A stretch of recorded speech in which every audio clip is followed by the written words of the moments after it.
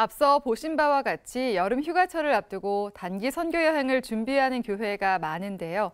선교 전문가들은 무엇보다 안전이 가장 중요하다며 들뜬 마음을 가라앉히고 철저히 안전 문제에 대비할 것을 강조했습니다. 보도에 이승규 기자입니다. 코로나19가 엔데믹을 향해 가면서 올해 단기 선교 여행을 준비하는 교회도 그 어느 해보다 많을 것으로 보입니다. 코로나19로 막혔던 단기 선교 여행이 올해는 완전히 재개될 것으로 보이기 때문입니다. 많은 교회들이 이미 성공적인 단기 선교 여행이 될 수 있도록 선교 현장을 공부하면서 기도로 마음을 모으고 있습니다. 하지만 안전에 대한 준비는 대체로 미흡한 편입니다. 선교 전문가들은 선교 현장에 대한 이해가 가장 중요하지만 안전도 중요하기 때문에 철저한 준비가 필요하다고 말합니다. 오랜만에 나가는 해외 선교 사역인 만큼 열정적인 마음이 생길 수 있지만 조금 가라앉히는 게 필요하다는 겁니다. 안전이 가장 중요하다고 생각이 됩니다. 그러려면 들뜬 마음을 가라앉히는 것이 가장 필요하다고 생각이 됩니다. 그래서 왜냐하면 지금 각 선교지마다 자국, 자민족, 종교 보호주의가 더 강화되었습니다.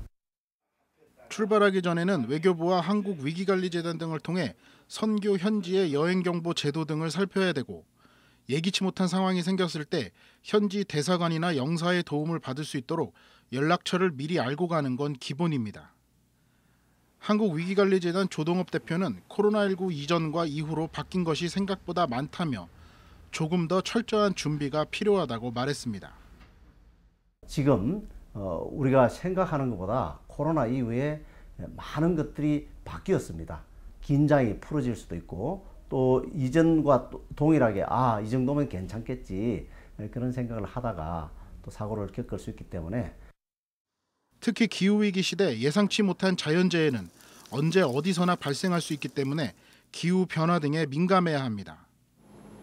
선교 전문가들은 해외에서의 자연재해는 예측이 어렵고 피해 규모가 더 클 수 있다며 위험이 예상될 때는 일정을 중단하더라도 무리하지 말아야 한다고 말했습니다. 일부 단기 선교팀이 사찰을 방문해 찬양을 하는 등 논란이 일었던 경우가 있는 만큼 현지 문화를 존중하는 일도 중요합니다. 또 현지에서 사역하는 장기 선교사와의 긴밀한 협조를 통해 선교를 끝내고 돌아온 뒤 장기 선교사가 후유증을 겪지 않도록 배려하는 일도 필요합니다. 하지만 가장 중요한 건 안전입니다. 전문가들은 코로나19 이후 오랜만에 나가는 단기 선교 여행인 만큼 들뜬 마음을 가라앉히고 조금 더 철저한 준비를 통해 안전한 선교가 될 수 있도록 구성원 모두가 노력해야 한다고 조언했습니다. CBS 뉴스 이승규입니다.